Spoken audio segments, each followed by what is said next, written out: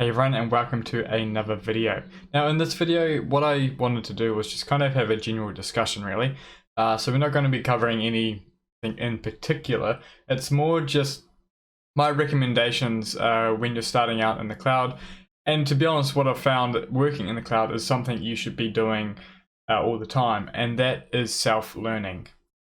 So when I say self-learning, what I mean by that is when you're working in the industry, you are exposed to tools. Let's say you're an Azure administrator, right? Your day-to-day is just doing general Azure admin tasks, whatever that may be. But you do see that people are using Linux and Docker, containerization.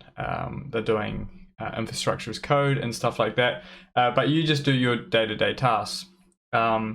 What self-learning for me means is that in your free time, what you do is you find those services that you hear about, that people are talking about, Terraform, those DevOps tools and stuff like that, and you just explore them, and you make little projects out of them. You maybe make a blog post about what you're learning and stuff like that.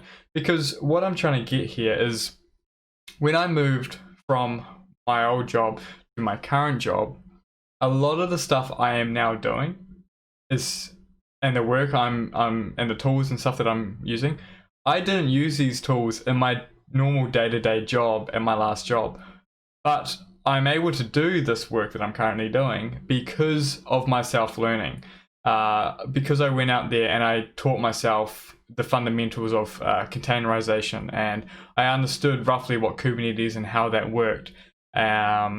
And also just learning stuff like that, right? And it's so important. And I really just want to kind of put this message out there that in your free time, explore those other services, because you never know when you might find yourself in a situation where you could put your hand up and go, actually, I understand this tool and I might be able to offer some insight. And who knows where that pathway could take you. So self-learning is massive in this industry. And I really encourage anyone out there to explore any option that they can, anything that interests you. I'm not telling you to force yourself to learn boring stuff. If it doesn't interest you at all, don't do it then. That's fine. But if there's stuff out there, like, you're curious about Linux, spin up a virtual machine and then just play with it. What I did when I wanted to learn Linux, I actually forced myself to use it as my daily operating system at home. I installed a Linux distribution and I just used it as much as I could. And that was actually a great way to learn Linux. Another thing was learning Terraform.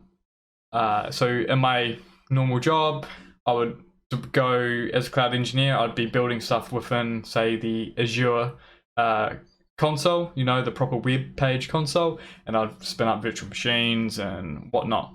But then I wanted to learn Terraform, so I would pretty much replicate that in my own personal environment, but deploying it via Terraform.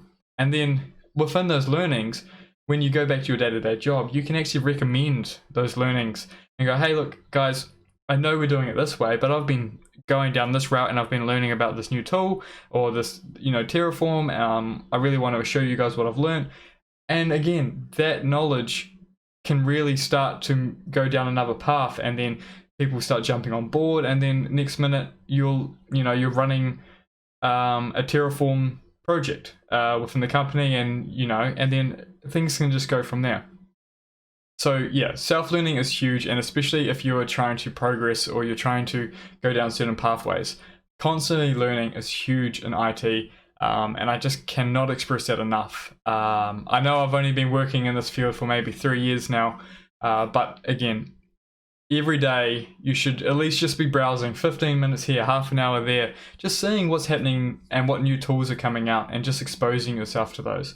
Because again, you never know when you might find yourself in a meeting room and people are talking about a solution they need, and they get having trouble when they're like, oh, we might have to go away and then come back with some options, where you've already done your homework, you've already done some self learning and some projects. You can go, hey guys, actually, I've used some services and some tools in my own free time. I'm more than keen to do a workshop and demonstrate these tools that I learned, and I really think they might help for this specific case. All of that stuff, it's so relevant. And again, it's just, I just wanted to make a short but sweet video, just, yeah, expressing self-learning. Just keep at it. And yeah, and the best way to document this, if you're a developer, make a GitHub repo, and then just, you know, you've got a way so you can show people what you've been doing. Blog posting, I do blog posts every now and then on stuff I learn, as well as making these videos. So these videos is my way of teaching, reinforcing my learning, and then I'm able to express it to everyone else who's interested as well. So yeah, short video, but yeah, self-learning, make sure you're doing it. Make sure you've got some little side projects on the go. You don't need to it doesn't need to take up your entire night, half an hour there, an hour there, you know what I mean. Yeah, and just go from there. But that's all I wanted to say. But thanks for watching, and I'll see you in the next video. Cheers, bye.